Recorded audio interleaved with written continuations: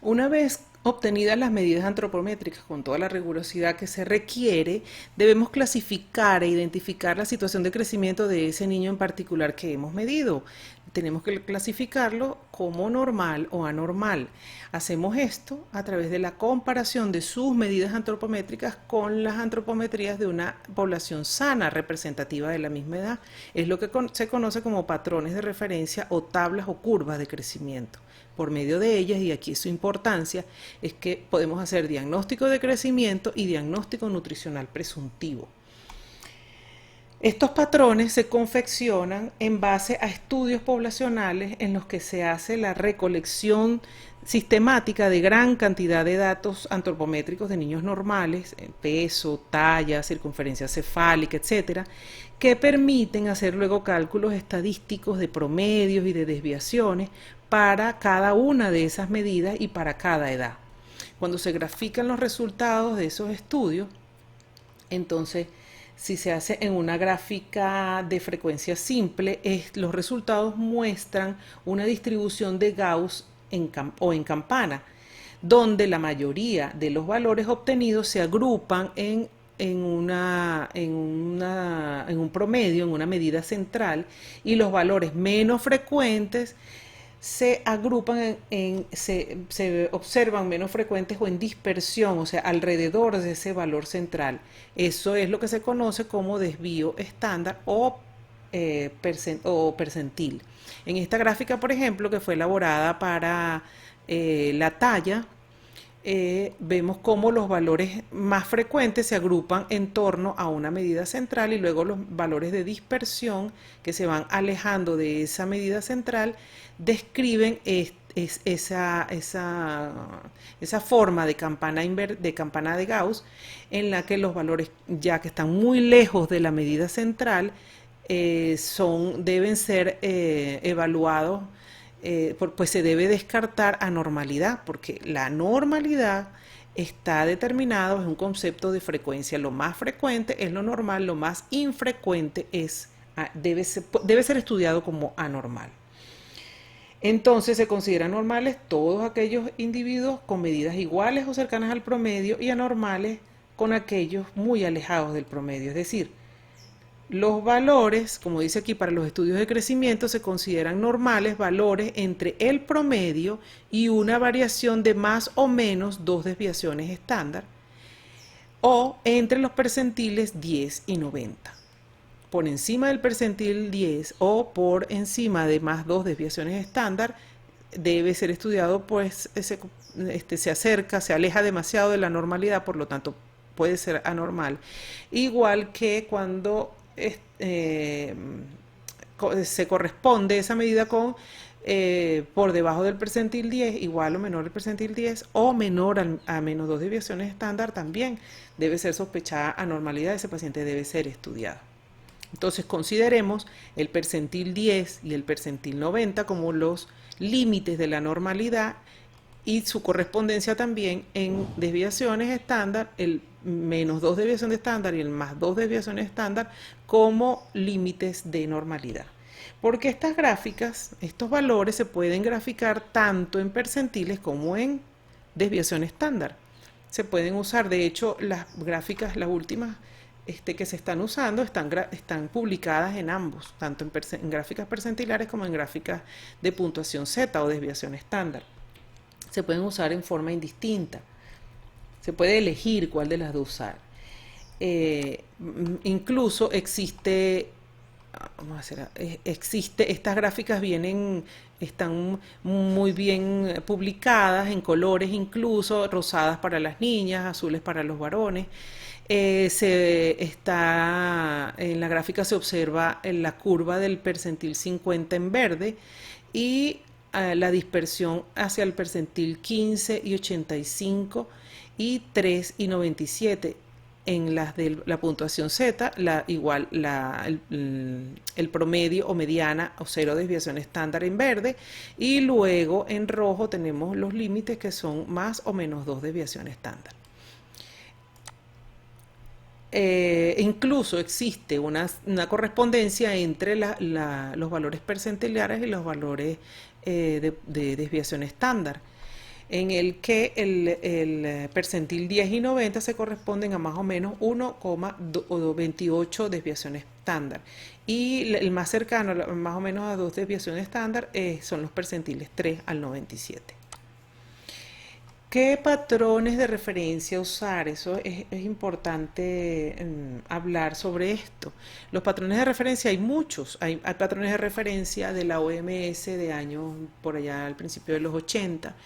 Lo ideal es que cada país tuviera sus patrones de referencia porque sabemos que nos comportamos diferentes cuando pertenecemos a grupos humanos de diferentes regiones geográficas.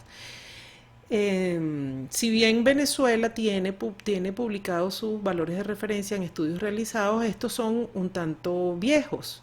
Los últimos que se realizaron fueron los que realizó Fundacredesa por allá entre los años 81 y 87. Como estos son estudios que son costosos porque se tienen que hacer con un volumen muy grande de personas, de individuos, la OMS ha adelantado, ya ha hecho varias publicaciones. La última fue un estudio que realizó entre los años 2000 y 2004, los publicaron en el 2006. Se publicaron las gráficas tanto en puntuación Z como en percentiles. Representan una referencia internacional porque fue un estudio multicéntrico que se llevó a cabo en diferentes países de los diferentes continentes de todo el planeta y se realizó con una población que cumplía condiciones ideales de crecimiento, que incluso ha servido como la descripción de un modelo de condiciones ideales de crecimiento infantil. Estas son Esto ha marcado el uso de estas tablas de la OMS. Se recomienda su uso en todas las poblaciones, indiferentemente de dónde se realicen, primero porque son muy recientes o relativamente recientes, y segundo porque se describe que en los primeros años de la infancia el crecimiento es prácticamente igual en todos los niños del planeta, siempre y cuando cumplan con esas condiciones ideales de crecimiento. Esas condiciones ideales de crecimiento entonces está descrito como un modelo a seguir en el que los pacientes que estuvieron en ese estudio y con los que se hicieron esos patrones cumplieron todos estos requisitos: adecuado control prenatal, gestación sin consumo de tabaco, alcohol o sustancias psicoactivas, lactancia materna exclusiva los primeros 6 meses de vida, la lactancia materna con alimentación complementaria hasta los 2 años de edad, un adecuado control de crecimiento y desarrollo, un adecuado acceso a servicios de salud, un adecuado plan de vacunaciones, adecuadas condiciones higiénico-sanitarias en que se incluían la disponibilidad de agua potable, la disposición adecuada de excretas y el lavado de manos frecuente. Además, un ambiente libre de humo de tabaco. En base a eso, nosotros podemos usar las gráficas de la OMS en nuestros niños en la primera infancia, en su primera y segunda infancia. Lo podemos usar y deberíamos pasar al uso de las tablas locales de Fundacredesa ya cuando estamos en edades cercanas a la pubertad, porque nuestra manera particular de madurar no es igual a todas las poblaciones del mundo. Entonces ahí sí las diferencias entre nosotros y los otros habitantes de este planeta podrían hacer que cuando usamos las tablas no locales estaríamos haciendo un diagnóstico errado de maduración, porque no estamos contemplando nuestra manera particular de madurar.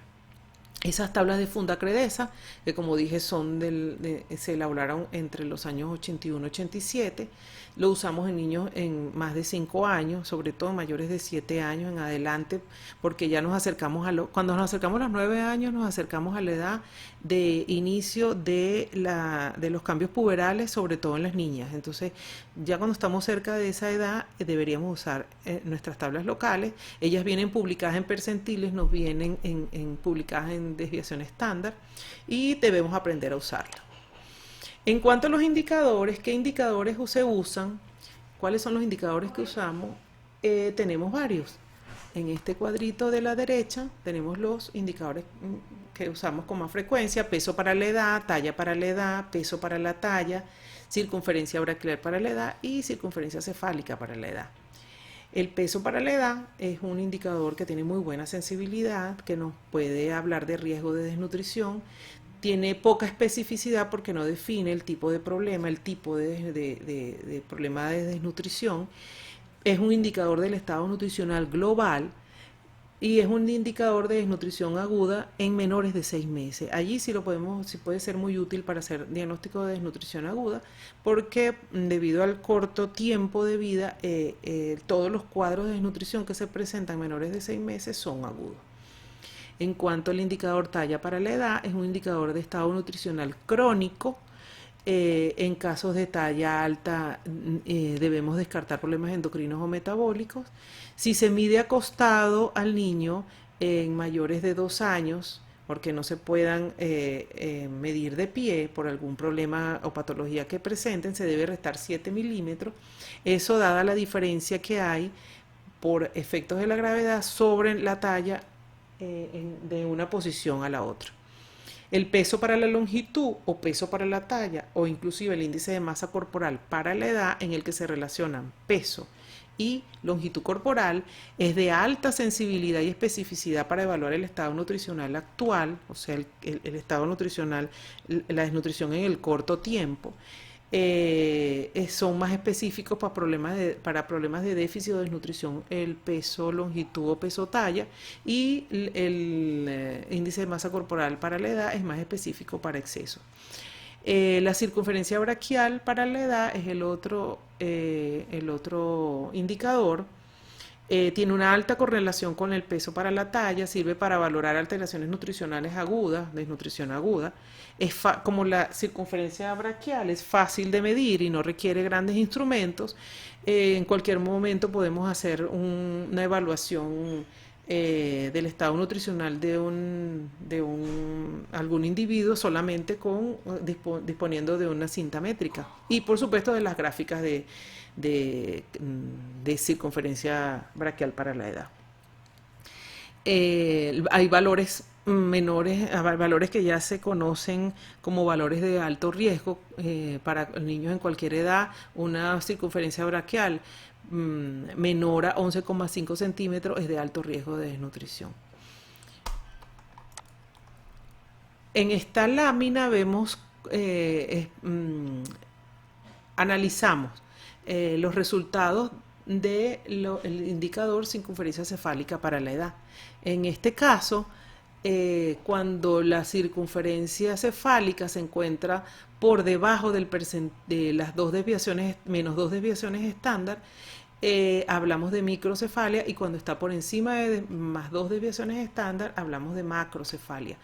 Recordemos que el crecimiento cefálico es un indicador del desarrollo cerebral y por tanto cualquiera de estas dos alteraciones representan un riesgo de problema de desarrollo.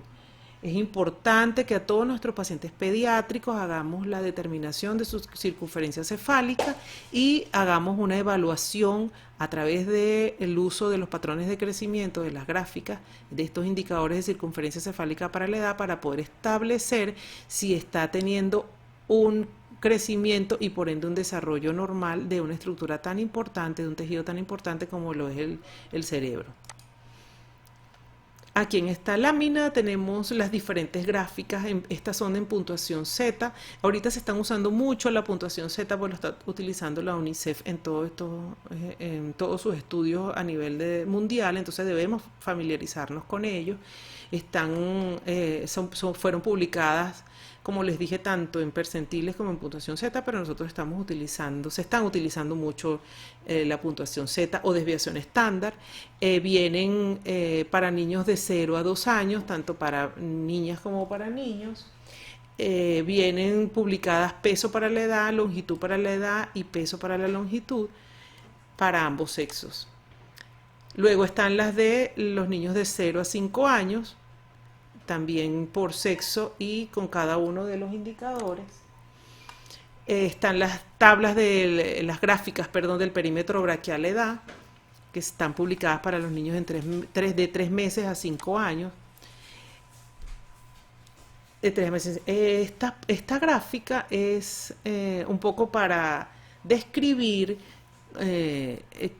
las gráficas. Nosotros tenemos que familiarizarnos con las gráficas. En general, en el eje horizontal encontramos la edad, longitud o talla, dependiendo de la gráfica. Esta, por ejemplo, que es peso para la edad, encontramos, peso para la estatura. En el eje horizontal está la estatura y en el eje vertical está el peso. Esto varía de una gráfica a otra. Recuerden, aquí están en puntuación Z, entonces está marcado en verde la curva de cero desviación estándar y hacia arriba del cero de desviación estándar está más 1, más 2 y más 3 desviación estándar, y por debajo del cero está menos 1, menos 2 y menos 3 desviaciones estándar. Cuando interpretamos los indicadores de crecimiento, entonces volvemos a nuestra campana de Gauss. Recordemos que los valores normales están entre más o menos 2 desviaciones estándar. Por debajo de desviación de menos 2, entre menos 2 y menos 3 se habla de desnutrición moderada, por debajo de menos 3 es desnutrición grave. Y en las gráficas en donde nos aparece el menos 1 desviaciones estándar, entonces entre menos 1 y menos 2 se ubicaría en riesgo de desnutrición. Igual en el exceso, por encima de 2 desviaciones estándar hablamos de sobrepeso, por encima de 3 desviaciones estándar hablamos de obesidad, y riesgo de sobrepeso entre más 1 y más 2 desviaciones estándar. Aquí en esta gráfica, en este cuadro, es un cuadro resumen de los diferentes denominaciones antropométricas de acuerdo a los diferentes indicadores para niños menores de 5 años. Cuando vamos a utilizar entonces en los niños ya más grandes, en los que debemos utilizar nuestras gráficas locales de funda Credesa, entonces vamos a echar mano ya de las tablas. Estas son las tablas con los números en base a los que se realizan las gráficas. Se puede usar esta tabla en la que está en una sola hoja, tenemos tanto varones como hembras y están todos los indicadores: peso para la edad, talla para la edad, circunferencia cefálica para la edad y circunferencia braquial para la edad, igualito para las hembras. Entonces tenemos para cada indicador el valor absoluto del percentil 50, en este caso el peso del valor del percentil 50, el del percentil 10 y el del percentil 90, recordando que estos son los valores de normalidad entre el 10 y el 90. Así igual está para la talla, para la circunferencia cefálica, para la circunferencia braquial. Por supuesto también existen las gráficas, peso, talla, peso, edad para hembras, talla, edad para hembra e índice de masa corporal para hembras, igual para los varones. En este caso, las gráficas de peso para la talla no están publicadas, sino las de índice de masa corporal. Lo que tenemos que hacer es hacer el cálculo matemático del índice de masa corporal. Dividimos peso entre talla al cuadrado y ese valor que obtenemos de índice de masa corporal lo buscamos en el eje de las ordenadas, en el eje vertical, y lo hacemos, lo cruzamos con el de la edad y ubicamos en qué percentil está este paciente. Aquí están publicados el percentil 3, 10, 25, 50, 75, 90 y 97. Igual para varones y para hembras. Por último, voy a cerrar con esta lámina que se las recalco siempre durante todo el desarrollo de la materia. La forma correcta de observar tanto la ganancia de talla, peso, circunferencia cefálica es a través de las curvas de crecimiento, ya sea utilizando las de la OMS o las de funda Credesa de acuerdo a la edad. Si no lo hacemos así, entonces no estamos haciendo lo adecuado. Al final de esta clase le vamos a asignar una tarea que deben enviar a través de esta misma plataforma. Deben elaborar un video, cada estudiante, donde explique las técnicas de medición antropométrica de circunferencia cefálica, peso, longitud corporal, talla y perímetro braquial. Y eso deben enviarlo por esta misma vía a la plataforma de Seducla. La fecha tope de entrega será el domingo 26 de junio hasta las 11:59 de la noche. Y una nota es que cada estudiante debe aparecer uniformado, debidamente uniformado en ese video. Ustedes hacen el envío y nosotros hacemos la corrección de todo eso. Después de esta clase podemos tener una sesión de un foro de dudas en las que podremos intercambiar, eso sí sería de forma sincrónica, nos conectaríamos todos a través de la plataforma, todo eso se les va a publicar en la cartelera de Seducla, de la materia, y establecemos inicialmente cada docente se va a publicar la fecha y hora de esa sesión o foro de dudas para que ya nos encontremos y pues aclaremos cualquier duda. Recordemos que esta novedad de las clases a distancia nos han tomado a todos por sorpresa, pues y aprenden ustedes y aprendemos nosotros también. Nos vemos entonces en el foro de dudas, un placer, hasta luego.